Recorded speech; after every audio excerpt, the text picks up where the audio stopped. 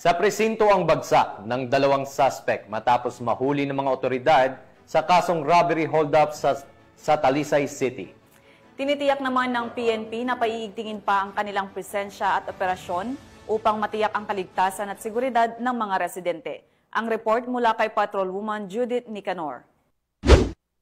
Sa kulungan ang bagsak ng dalawang sospek sa robbery hold-up na naganap sa Minglanilla at Talisay City.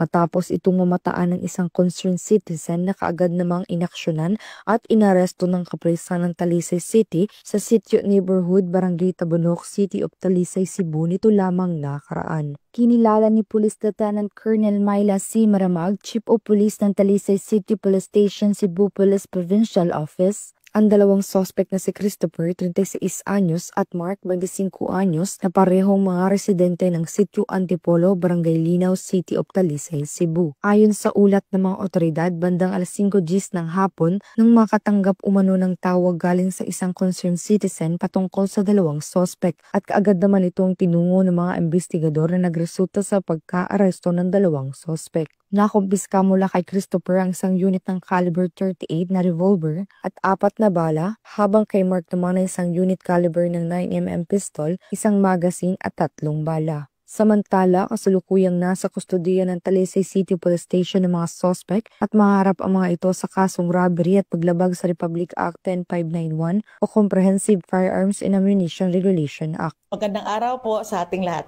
Isang paalala lamang po para sa kaligtasan ng bawat isa sa atin. Sa panahon po ngayon, mahalaga pong maging mapagmatsyag at maingat sa ating kapaligiran upang makaiwas na maging biktima ng mga masasamang loob, lalo na ng hold-up. Iwasan po natin ang paggamit ng cellular phone o kahit anumang gadget habang naglalakad sa kalsada. Siguraduhin din nating ligtas at nakatago ang mga mahalagang gamit gaya ng mga wallets at mga alahas.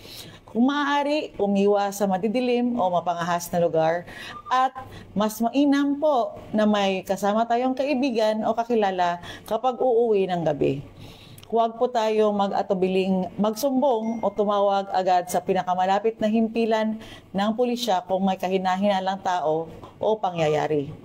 Tandaan po natin ang pagiging alerto at maagap ay susi upang mapanatiling ligtas ang ating sarili at ang ating pamilya. Salamat po.